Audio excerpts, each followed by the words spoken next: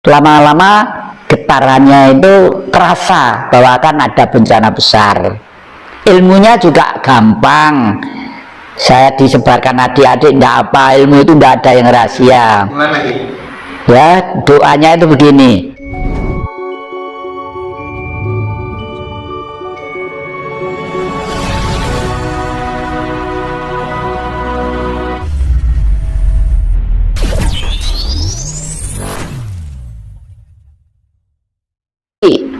Allah dengan Tuhan itu satu tapi lain. Kalau Allah seru sekalian alam. Apa seru sekalian alam? Ya laut di permukaan bumi ini, ya bumi, benua-benua ini, ya matahari, ya bulan, ya planet-planet itu, termasuk ini semua itu Allah. Tapi kalau Tuhan sinarnya, orang Islam menyebut Nur Muhammad, orang Nasrani menyebut Kristus, orang Jawa menyebut guru sejati. Nah, makanya berdepokan saya itu tidak ada guru manusia, ya. Kalau manusia masih seperti kakek ini, apa orang bersih? Bagaimana bersih? Makan sate, makan gulai, makan sembarang color, ya. Dari weteng perut ini isinya mesti bleketekan tidak karu-karuan. Makanya tidak berani menjadi guru. Tapi saya sendiri di sini sekolah kepada siapa? Kepada guru sejati.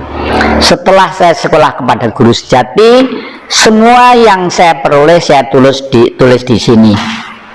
Tadi saya ceritakan bahwa Gunung Arjuna merupakan peradaban terakhir dan bukti bahwa di gunung ini adalah tempat eksodusnya manusia yang jenius. Bahkan Aristoteles Onassis penulis buku itu siapa itu pernah menulis, ya, bangsa Atlantik yang jenius terkenal dari Atlantik yang terakhir berada di benua yang namanya sekarang ini Indonesia. Kalau dulu tidak ditulis Indonesia karena beliau negara pulau-pulau yang ada di sebelah timur. Indonesia kan pulau-pulau, dari Sabang sampai Merauke itu berapa ribu pulau, ya toh?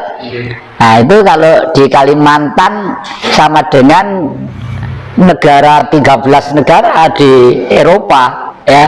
Pengen ke tetangga melompat pagar, berbos pagar bisa. Di sini antar kecamatan aja. Tapi bangsa ini meskipun banyak suku, bahasa, adat dan lain sebagainya masih hidup dalam kerukunan, ya, kerukunan yang menjadi satu. Keanekaragaman itulah yang sekarang disebut Bhinneka Tunggal Ika. Makanya sebelum Mojopahit dulu itu terbentuk dan pemerintahnya berkuasa selama kurang lebih 341 tahun, itu satria-satria dulu itu digembleng di sini, digembleng di daerah Singosari, lalu sekolahnya di Blitar yang namanya Candi Penataran atau Candi Palah. Setelah spiritualnya digembleng di Singosari, rasio dan ideologinya digembleng di Blitar, di Candi Palah, barulah Mojopahit berdiri selama 341 tahun kurang lebih. Lah karena apa? Karena manusia di sini itu langsung dibimbing oleh guru sejati atau Tuhan tadi itu. Tuhu ono sebenarnya ada, gitulah, berbentuk sinar. Lah, jadi di sini sudah jelas bahwa umumnya orang-orang itu semuanya diserahkan kepada Allah. Ya semua kan Allah, ini kan Allah, tidak dapat rezeki Allah, itu ya benar. Tapi penjelasannya supaya gamblang tidak seperti itu. Loh, pada waktu manusia terbentuk, kalau saya istilahnya terbentuk, bukan dicipta, ya. Karena apa kok terbentuk? Karena manusia itu kehendak beliau Sang Maha sendiri. Semula itu kan ada angkasa saja, ya. Kalau di dalam Hindu, pinjam istilah orang Hindu disebut Siwa. Makanya Siwa itu biru, gambarnya ada di situ, ya. Setelah itu terciptalah bumi, ya. Jadi siwa dulu baru bumi. Bumi itu dibentuk yang pertama kali sati, ya, sati. Sati itu bumi itu, kenapa saat itu kok jelek hitam pemarah? Kalau di bayangan digambarkan Durga Tiwikrama, ya. Ibu Pertiwi Durga itu istrinya Sang Jagat Girinoto, Betara Guru, yang tangannya 4 kalau diwayang itu, ya. Nah, dia murka sebenarnya bukan kok murka, dia bereaksi sesuai dengan hukumnya.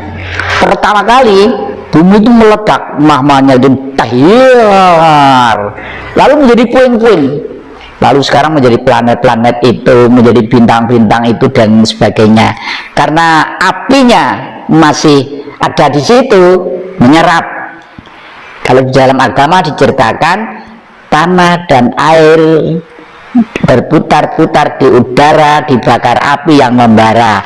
Ada tanah, ada air, ada api, ada udara, hidrogen, nitrogen, karbo, dan oksigen, ya. Api mempunyai sifat menyerap, akhirnya kumpul lagi, tek, ya. Baru kehendak Sang Maha Tadi itu pelan-pelan secara evolusi membentuk dirinya, karena beliau ingin mewujudkan sesuatu bentuk benda yang namanya bumi atau jagat dengan segala kehidupan dan konsekuensinya. Oleh karena itu pertumbuhannya evolusi sekali, artinya pelan-pelan. Setelah dibungkus air lalu menjadi dingin, mulailah ada renik-renik yang timbul, seperti cacing, seperti ikan, seperti lama-lama ada tumbuh-tumbuhan. Nah, lalu setelah itu belum ada kehidupan yang langgeng, karena tidak ada kekuatan roh suci yang ada di situ. Roh suci itu apa? Sebenarnya roh suci itu adalah terhimpun di dalam satu, kalau di dunia ini kita sebut dengan istilah srengenge atau matahari. Orang Jawa menamakan srengenge, kalau ditulis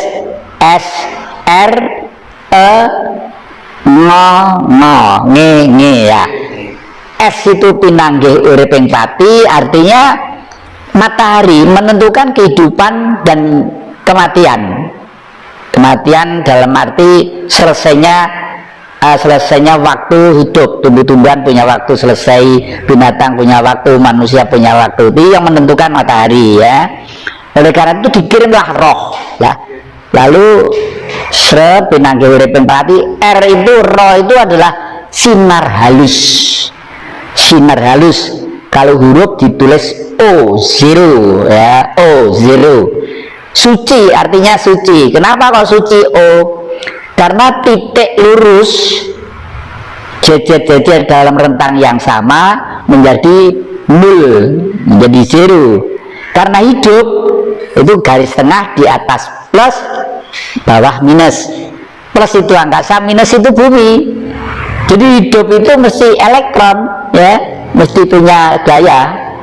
Nah, lalu di sini oleh para leluhur kita, itulah Sang Maweh Gandrung, orang yang biasa meditasi tadi itu, lama-lama getarannya itu kerasa bahwa akan ada bencana besar. Ilmunya juga gampang, saya disebarkan adik-adik, enggak apa, ilmu itu enggak ada yang rahasia. Ya, doanya itu begini: hong wilahing bumi sekaring karinderan agung, mani ing bumi iso nerawang isine jagat, mani ing ati iso nerawang rasa ning jagat. Rasa surasane ati ningsun bisa gawe padange pepeteng mrepeki Sang Hyang Bagaskara. Nah, gitu. Jadi sebelum meditasi ya dibaca pada waktu meditasi, mulai duduk itu lalu pasrah, udah nulpek. Adik-adik nanti ada apa-apa akan segera tahu, ya, akan segera tahu, ya. Jadi saya sering ke daerah-daerah dan adik-adik saksinya sudah banyak. Kadang-kadang kalau diundang di suatu tempat, kalau ada tempat leluhur yang tidak terpelihara, saya tuh peka, saya lalu diam tak gitu, lalu loh Mas, mohon maaf ya ibu-ibu atau mas-mas, saya dari duduk saya itu misalnya ini sebelah saya tenggara ke sana kira-kira berapa meter ini, sekian puluh meter, kok ada peninggalan leluhur yang sekarang tidak pernah diuliri, terabaikan oleh anak cucu itu apa-apa ada. Oh enggak mbah, itu dulu sekarang ada pohonnya besar, atau ada patungnya, atau ada batunya, atau ada sumbernya, ya kan begitu. Nah, itu karena ilmu itu tadi itu ya, karena mantra tadi itu pas proses meditasi selalu digaungkan di dalam gimana ya? Disampaikan jadi meditasi itu ada dua, meditasi aktif ya, proaktif, dan meditasi nul total. Kalau nul total itu pasrah. Biasanya saya kalau mau tidur itu sejak muda saya selalu pasrah, artinya ya Allah suruh sekali malam, hamba terima kasih atas kebahagiaan, atas rezeki kepada saya, anak keluarga saya, anak cucu saya, dan saudara-saudara saya. Hamba mohon maaf sebesar-besarnya atas kekilafan yang sengaja atau tidak. Malam ini hamba menyerahkan diri terhadapmu, semoga kembali menjadi sebagaimana hukum yang kau kehendaki. Itik dari itu dikarang sendiri bisa.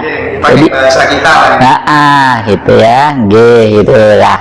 Ini leluhur kita tuh selalu seperti itu. Nah, ternyata leluhur kita itu memang manusia-manusia yang jenius, terjenius seluruh dunia. Tadi saya katakan, misalnya begini, orang Barat bisa terbang ke angkasa itu dengan baling-baling, karena orang Barat sekitar 1930 ya pesawat terbang ya.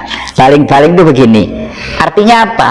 Orang Barat otaknya cerdas, bahwa udara itu padat itu kalau diiris begini dalam bentuk yang silang, itu akhirnya baling-baling itu akan geret benda ya, akan geret pesawat itu. Tapi kakeknya adik-adik ini abad ke-8, ke-7, ke-9 orang Blitar di Rambut Monte sana, namanya Mpu Barada, itu sudah terbang tanpa baling-baling. Coba terbang tanpa baling-baling loh, asli itu, asli. Kalau didongeng oleh orang Barat, di enggok nih supaya anak cucu senang.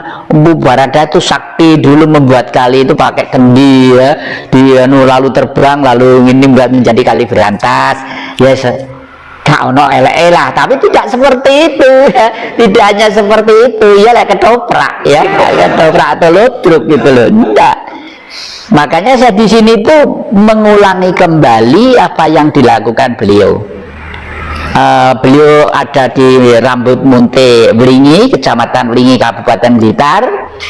Sampai sekarang itu kira-kira kedungnya itu garis tengahnya hanya 5 meter bulat begitu. Di situ ada pohon asem yang tidak bisa besar selamanya, kecentet, karena disabda oleh beliau. Disabda apa? Dikutuk. Loh, beliau katanya orang suci mengutuk manusia itu.